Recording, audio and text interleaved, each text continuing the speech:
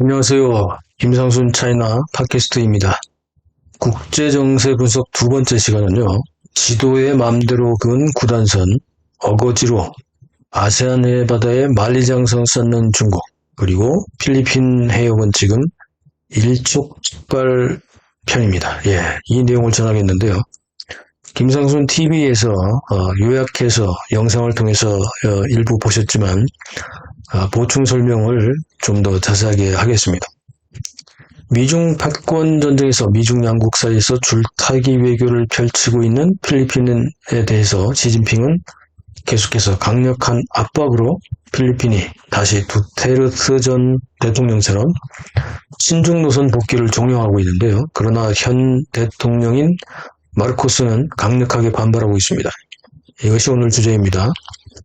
1965년부터 1986년까지 무려 21년 동안의 장기 집권으로 세계 독재자 클럽에 자동 가입했죠. 그런 클럽이 없습니다만 그냥 농담 삼아 세계 독재자 클럽에 이 사람 뺄 수 없죠. 21년간 장기 집권 누굽니까? 인권 탄압의 대명사로 악명 높았던 페르디난드 마르코스 전 대통령은 민중혁명으로 쫓겨나서 망명길에 올라서 하와이에서도 부귀영화를 누리다가 1989년 사망했습니다.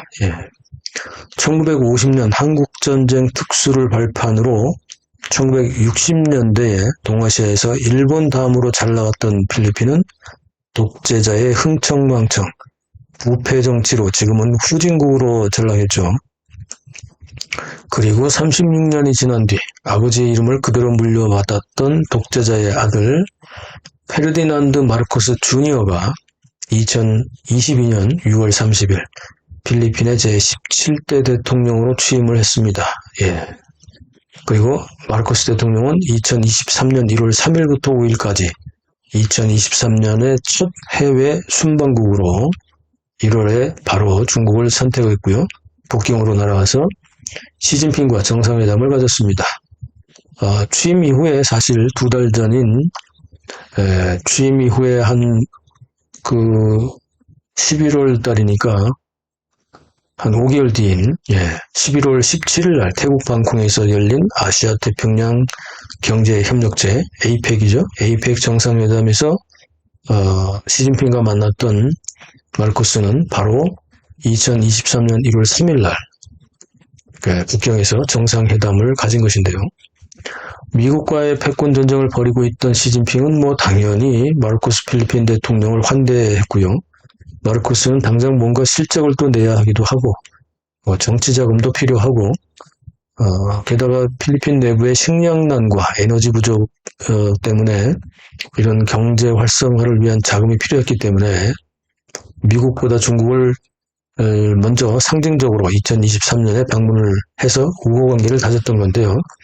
사실 마르코스 대통령은 2022년 6월 30일 취임 이후에 전임 대통령이었던 로드리고 두테르트와는 달리 친미 행보를 보이면서 취임 3개월 만인 2022년 9월에 먼저 방미를 했습니다. 미국을 먼저 갔죠. 바이든 대통령과 정상회담을 가졌고요.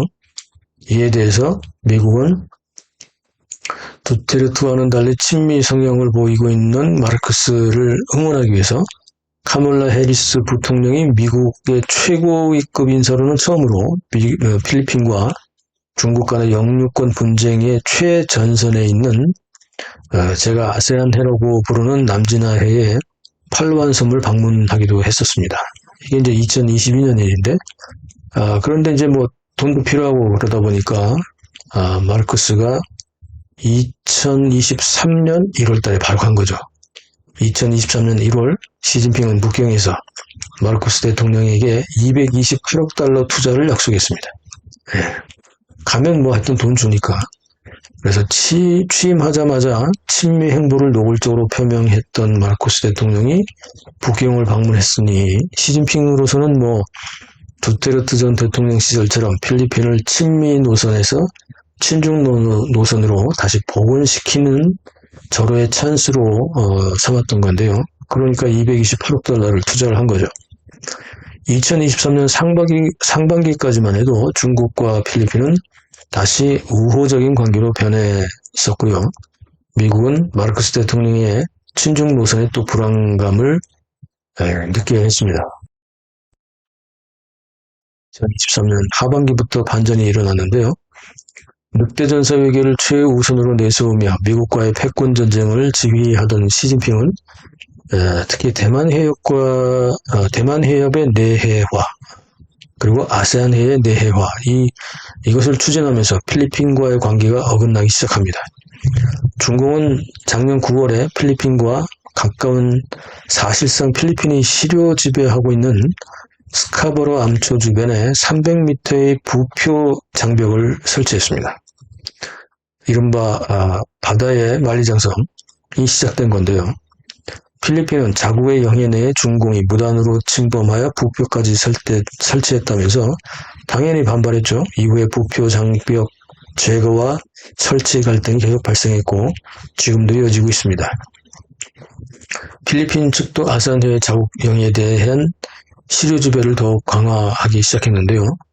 그런데 결국 힘에서 딸리는 필리핀은 미국과의 군사동맹을 강화하고 미국에게 다시 해군 북쪽 지방의 해군기지 사용권을 넘기는 등 친미 노선으로 확실하게 돌아섰습니다. 그렇게 본다면 시진핑은 갈팡질팡, 헛발질로 결국 돈만 날린 꼴이 됐는데요. 2024년 올해 3월 5일 서필리핀 해 지역에서 필리핀과 중국은 선박 운항 문제로 또 충돌을 했는데 이미 올해 세 번째 충돌입니다. 네. 양국 정부는 격렬한 말싸움까지 벌이면서 충돌을 했고요. 미국, 호주, 일본은 물론이고 대만까지도 중공의 무리한 아세안의 구단선 정책과 아세안의 무력 내해화 공세를 비난할 정도가 되었습니다. 3월 7일 동남아시아 국가연합 아세안 및 호주 정상회의 참석을 위해서 개최국인 호주 멜버른을 방문 중이었던 마르코스 주니어 대통령은 갈수록 도가 넘는 중공의 아세안해 내해화 무력 침략에 대해서 강도 높은 비난을 쏟아냈습니다. 이는 3월 5일 필리핀이 시료 지배하는 아융인 암초에서 보급 임무를 수행 중이던 필리핀 선박에 중국 해안경비대 순찰선이 물대포 공격을 하면서 필리핀 선박이 파손되고 승무원 4명이 다치는 사고가 발생한 것에 대한 분노를 마르코스 주니어 대통령이 쏟아낸 겁니다.